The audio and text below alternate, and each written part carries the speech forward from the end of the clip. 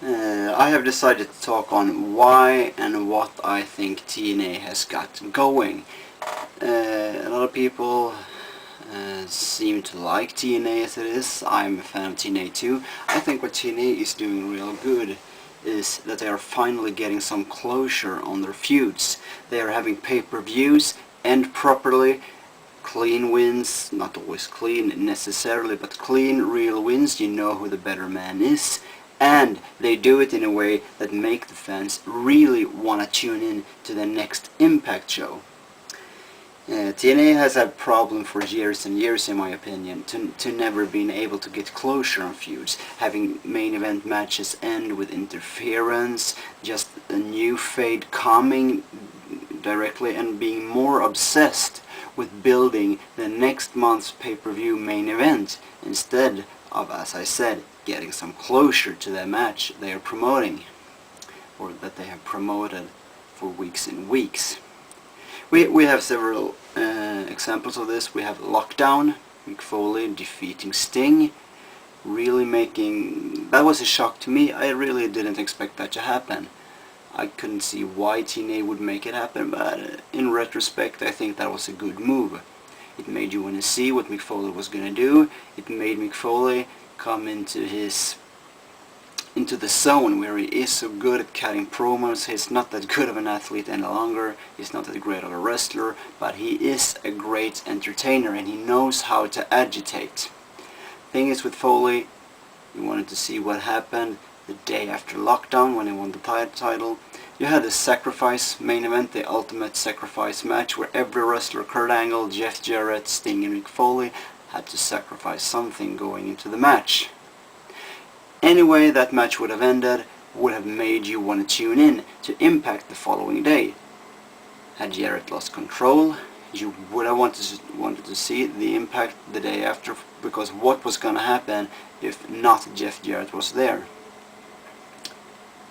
If Foley lost the title, that would have been great. You want to see the new champion the next day. If Sting would have left TNA and quit wrestling, would have been a huge deal, and you would definitely want to see that. Would he really quit? Would he come back? What kind of a send-off would he receive, and so on?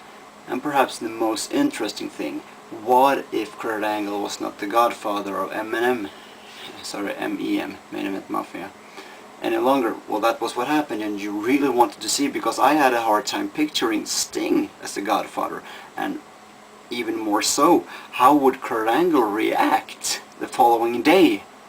I'm not being the leader any longer.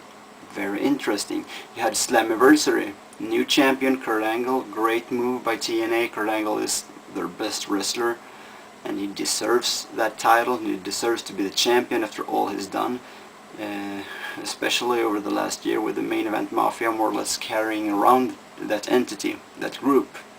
Plus, you had Samoa's heel turn. I read in forums everywhere that people said, wow, you really gotta tune into Impact tomorrow due to what happened in the main event at Slammiversary.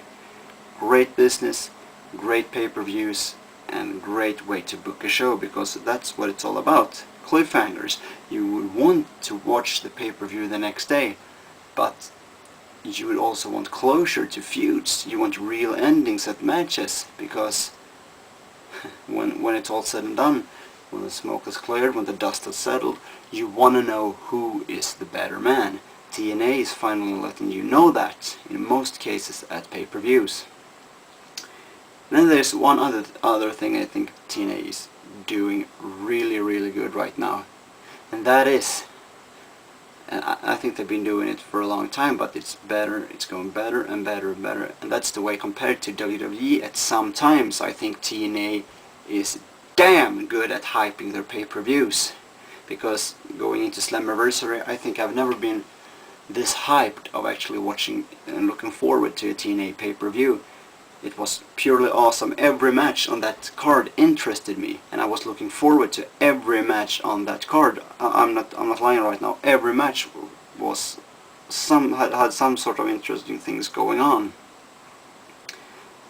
And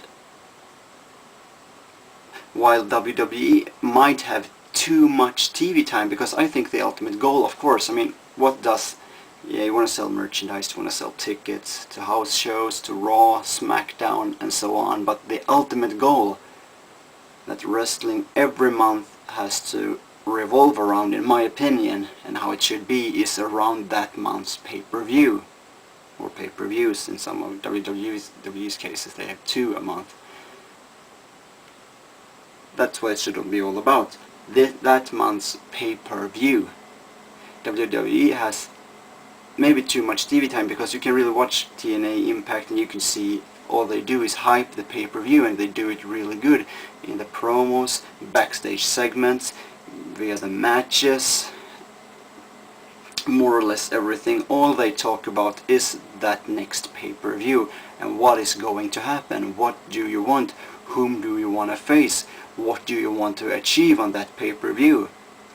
Which really make that pay-per-view stand out. You really make that pay-per-view a deciding factor, a deciding crucial night for every specific wrestler competing on that pay-per-view.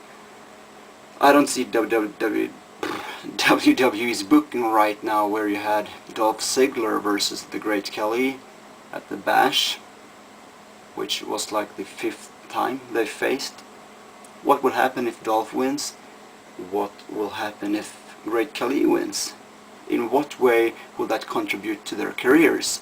WWE is not that good in some cases at pointing that out. However, WWE is always still much better than TNA at delivering pay-per-views, surprises, and the magnitude, you can't compare it, because WWE has been doing what they are doing for so long, and I am a WWE fan, but I just can't help myself really being enjoyed in what TNA is doing right now.